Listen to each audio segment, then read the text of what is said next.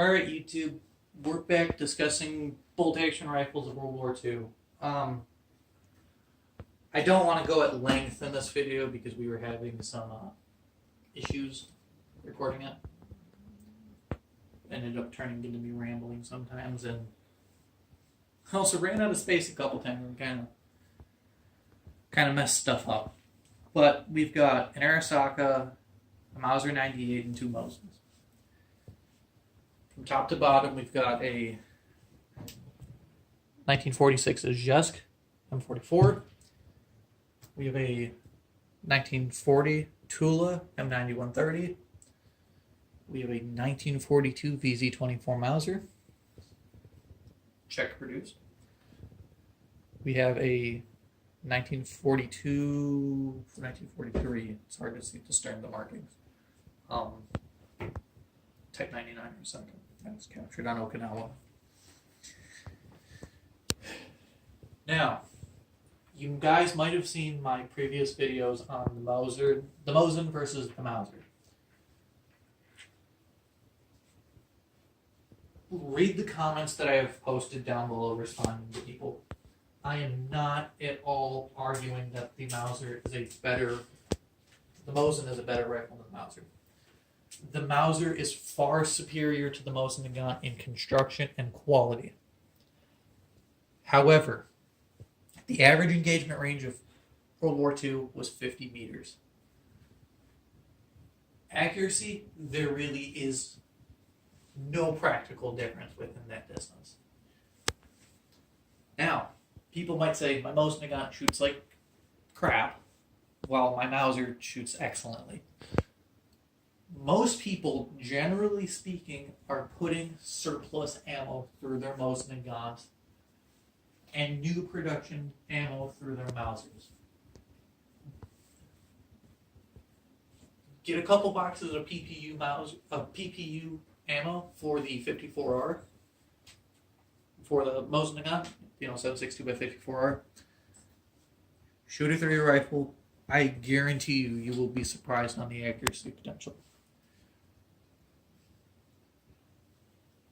Now, let's look at why I was saying the Mosin Nagant might have been a better rifle for World War II. If you are a guy who goes out on the weekends and shoots, hunts, whatever, the Mauser is going to be a better rifle for you. It just is. It's a higher quality rifle, more robust in a lot of senses, generally slightly more accurate, and all around it's pretty much a higher quality rifle. I mean, we could argue where the sights on a Mauser in a lot of cases are almost non-existent, while the Mosin Nagant has very readable sights. By the way, if you've got bad eyes, don't get a Mauser. The sights are rather minute. But here's what I was saying. You could nearly produce two Mosin Nagants for every Mauser 98. This is referring to the M9130 such as this and the K98. This is not a K98, this is a Mauser 98. Mechanically identical to the rifle. This is what we have stepping in. Although Germany did use these rifles as well, because that was what was available to them, because they actually couldn't produce enough 98s, or K98s. Which is even furthers my point here. You could produce nearly two Mosin Nagants for every Mauser.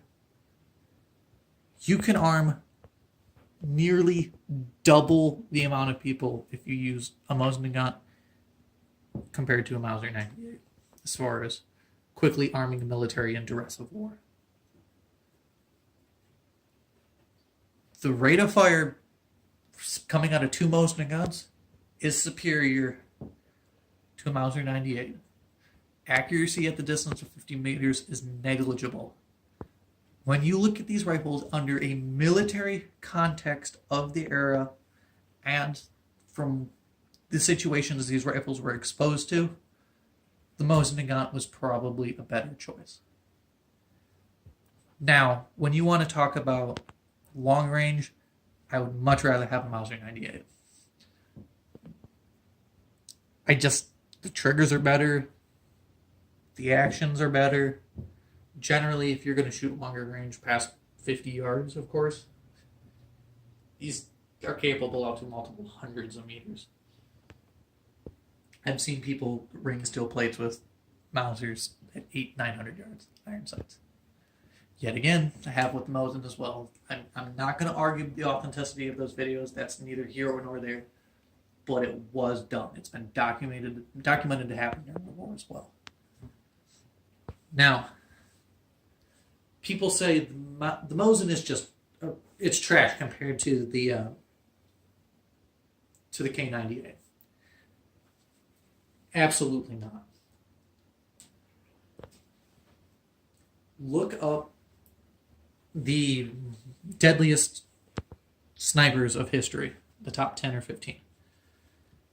Over half of those people used Mosin Nagants. People will say, "Oh, they were able to get the amount of kills despite of the Mosin Nagant and not because of it." Maybe not, but clearly the Mosin Nagant was plenty adequate for their purposes. The Mosin Nagant did not hold them back whatsoever. Now, if you look at it under this context of actual sniper rifles produced during the war, the German scopes and or scope mounts had issues with being bumped and losing zero. And if you look into it, many hundreds of German snipers preferred the PU sniper rifle, the Mosin PU sniper rifle, over their Mauser because it was a more rugged scope. That's not proving one rifle or another is better, but that's another instance where the Mosin Nagant, as a platform, was superior. Of course, you get a good quality scope on a Mauser, yeah, it's going to beat a Mosin. The German scopes were high quality, they were just fragile. The ZF-41 later in the war, even though it was very low magnification, it more or less leveled the playing field with that. Hit percentages drastically increased with optics. Now, people say again and again, the Mosin Nagant action is not an action that will give you that much accuracy. This is 100% wrong. Look at the M39 of Finland. Those rifles were built on Soviet actions, Soviet bolts, Soviet magazines, or Imperial Russian, because a lot of them were pre-Tsar.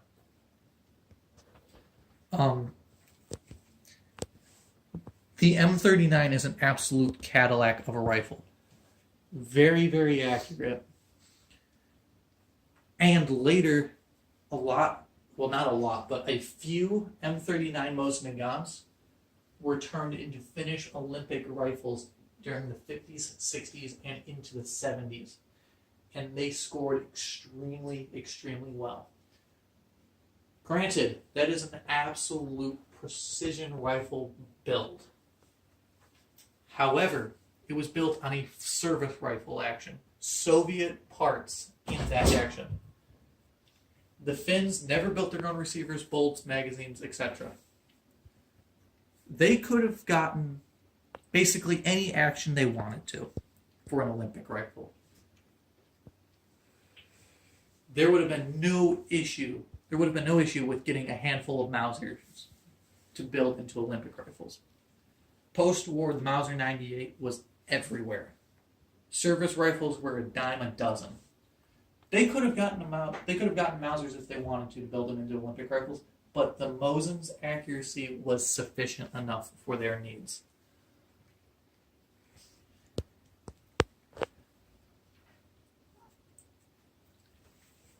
So, I know we are comparing Olympic rifles here. That might not necessarily be fair, but what I'm trying to say is the action is capable. The action is absolutely 100% capable of sub-MOA accuracy. Now, I've said it once, I'll say it again. Mauser is a better rifle, through and through. The Mosin Nagant, militarily, for its situation that it was put in, was a better rifle for arming a mass military. I've got an Arisaka out here just to show. There really isn't anything in this rifle that screams Mosin Nagant. This is Mauser derived. It's a Mauser derived action. The 1903 Springfield, Mauser derived action. The Mauser was a more desirable firearm to arm their military. But if you look here, smooth bolt. Later in the war, it turned into like a whiskey barrel flat surface bolt knob. Very fine machining. Later in the war, it was ground roughly with a weld in the middle.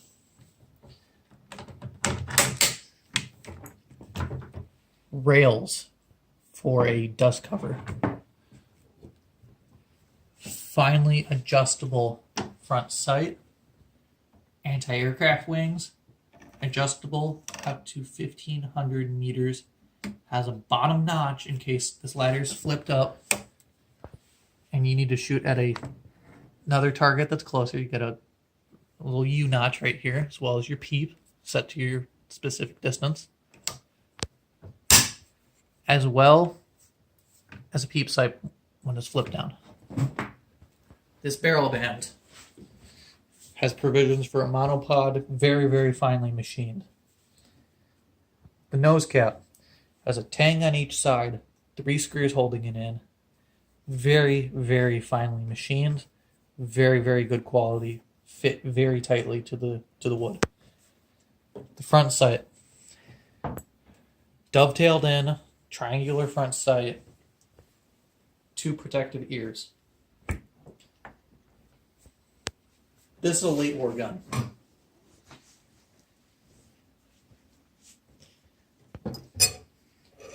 No rails for a dust cover whatsoever. The rear sight is a flat piece of steel with a hole in it. The barrel band. The hole for the screw is literally a bead of weld where somebody drilled through it and then tapped the hole. Your sling swivel isn't even. The bracket for it's welded on. This ring is welded across the bottom, and you can see physical hammer strikes from when this was built by hand. As fast as they could go. Nose cap. Once again, basically thick sheet metal that was folded around and welded in place. The front sight, the actual front sight post is the exact same. However, they completely got rid of the protective ears for the front sight. Why did the Japanese do this during World War II? Simple. To reduce machining time, because the actual distances they were fighting at was not significant. They realized that if they could produce more rifles, they would be better off. This shows you practicality here. Practically. They went from a very, very nice rifle, and I'm willing to argue that to hell and back. The Arisaka Type 99 is an extremely high quality rifle. These things shoot amazingly. They were able to go from this quality, from this level of imperial pride, because these rifles are physically marked with the symbol of the emperor, to a rifle like this. Many of these rifles had holes drilled through the stocks for ropes to be used as crude slings. Production quantity absolutely matters. And that is why the Mosin Nagant was probably a more effective rifle for arming the military in that particular conflict. I'm going to repeat myself again here. Mauser, quality-wise, way better. If you're going to go shoot on the weekend, grab a Mauser. It's a better rifle. But practicality here, the Mosin Nagant isn't that much less accurate, and it's a better rifle for in a military perspective. I hope you enjoyed the video. Stay tuned for more. I'll be sticking around in the comments for the foreseeable future to talk to you guys about this. I wasn't trying to make an argument with the last video either. This was just my own personal opinion. You can have your personal opinions too. This is not a communist country. Freedom of speech is a completely open thing. If you guys start shouting profanities in the comments, I'm not going to put up with that crap. I mean, I don't have an issue with you guys throwing a swear word here or there, but if this turns into an attack on anybody, I'm kicking you out of the comment section. I hope you enjoyed the video. As I said, stay tuned for more. Let's start discussions in the comment section. Let's not make it a you versus me thing. Let's have it a back and forth discussion. Stay tuned for more, guys. See ya.